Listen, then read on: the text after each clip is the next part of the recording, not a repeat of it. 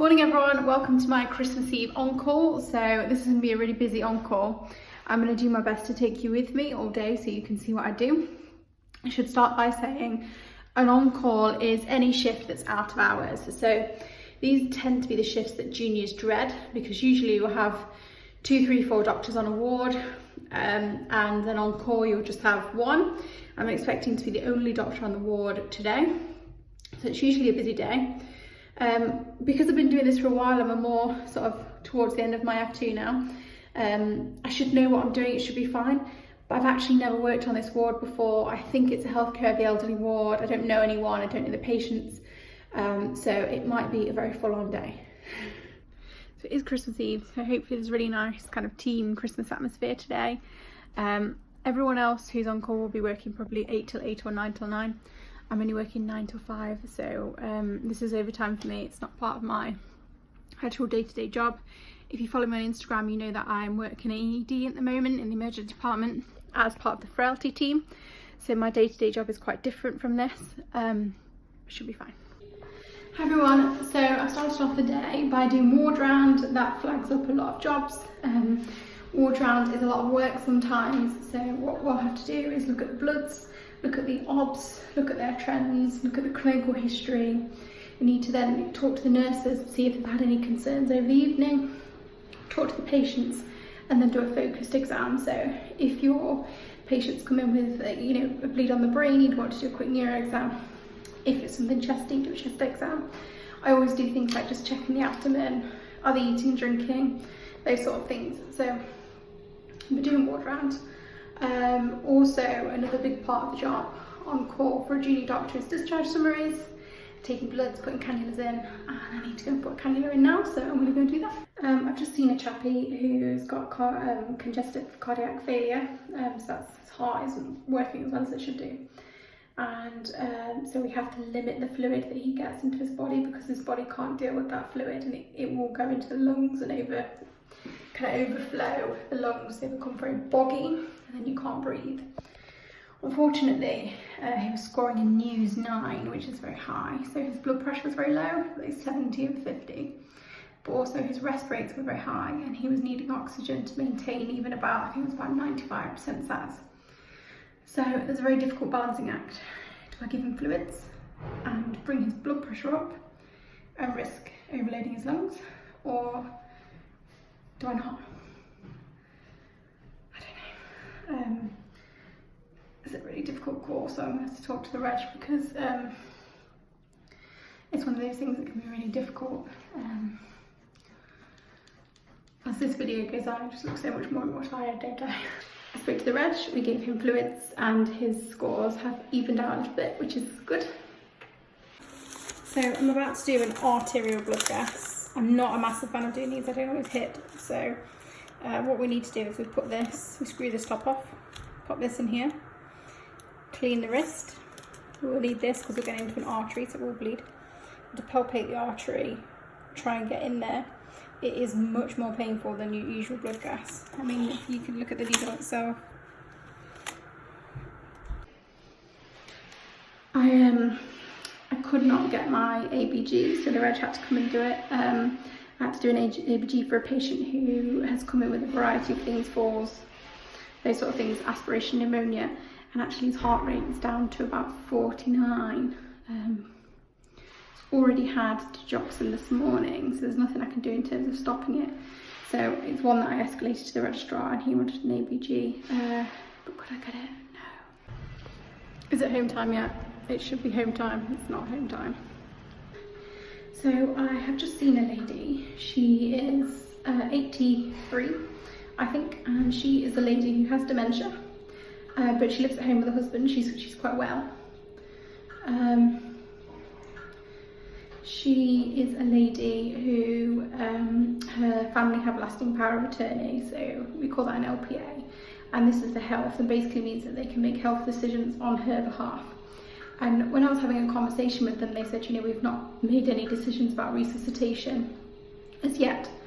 And as you may or may not know, in terms of how treatment works in the UK, as doctors, it's our job to advise and a patient can always refuse treatment, so we would never force treatment on you. But also, by the same token, patients can't demand treatment, so you couldn't go to, you know, a certain doctor and demand a certain type of thing. It has to be that doctor's decision. One of the, obviously, resuscitation is a medical treatment, so it is our decision whether to offer resuscitation or not, or whether to put in a do not offer CPR. Now, resus is a bit of a controversial issue at the moment. There have been a couple of cases, you can go and read about them if you like, where DNA CPRs have been put in for patients without discussing with the patient, without discussing with the family. And it's caused issues, and it's gone to court, and one of the rulings of the court has been, whilst it is our decision, these decisions need to be discussed with the patient, they need to be discussed with the family, so that's something that is really, really important. And so when I was talking to the patient, I did say to her, well, you know, it's a medical decision, but it's something that we'll obviously sit down with you and talk about.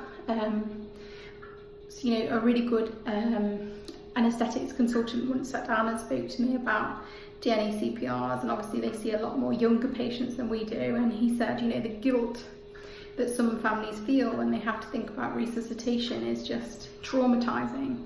I mean, who wants to have to decide whether or not to offer resus to, you know, your dad who's 45, or to your husband who's, you know, 36? It's just, it shouldn't be a decision that you have to live with, and therefore it is a medical decision. However, the families need to be on board, so if they're not on board, we need to sit down and think about whether we should put one in at all. So it's one of those things where legally doctors are in charge, but also it's something that should be done in cooperation and agreement with the family. And one of the issues with DNA CPRs is that there's a real lack of understanding, and I think that's because as doctors we don't communicate very well all the time with patients. So patients think that when we put DNA CPR in, that means that they won't get treatment, they won't get fluids, they won't get antibiotics. That's really not the case. They get all of the treatment they'd get. All we're saying is we wouldn't offer, if your heart stops naturally, then we wouldn't offer resuscitation. So that's CPR and defibrillation, things like those kind of extreme, what we used to call extreme measures. And it can be a really difficult conversation to have, and it has to be done sensitively, and your communication has to be quite good. It's always something that I worry about discussing. I had a conversation like that today, and I hope that went all right. One of the things I always point out is that all we're saying is that if the heart naturally stops for whatever reason, because that patient's got metastatic cancer or whatever, we could potentially bring them back with CPR, but then obviously their body can't cope, and it's not going to change the outcome in the long term. And it can be, people can break, sometimes you end up with broken bones through CPR. So it is a controversial subject, and I don't always look forward to those conversations, but I've had one, I've done it. So it's the end of my shift. My chappie, I ordered that x-ray for him, and when it came back it looked like this. And what you can see here is lots of little kind of bits of fluid. So these are boggy lungs. If you sort of see near the top, you can see what we call a lobe diversion. So that is a symptom of the lungs being wet like this. And you can see that the costophrenic angles, so they're the bits of the diaphragm in the bottom, they should be really sharp, but actually you can't really see them at all. So that suggests sort of pulmonary effusion. So his lungs were definitely wet. So we switched him back from oral furosemide to IV furosemide, 40 milligrams BD. It's been a difficult balance, difficult to manage these type of patients with these kind of contradictory things that are wrong with them. But it's done now, it's handed over. I also saw another chap who was scoring. So his heart rate was going down to about 49. It's quite worrying, that kind of thing, because yesterday's heart rate was going up into like 130, 140. And so we were treating him with digoxin, but he'd had his digoxin this morning.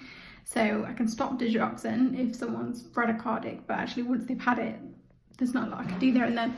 So I actually referred him to the reg, and the reg just investigated him, and I'm not yet sure how that comes out. I look so rough by the end of these videos. All right, thanks a lot.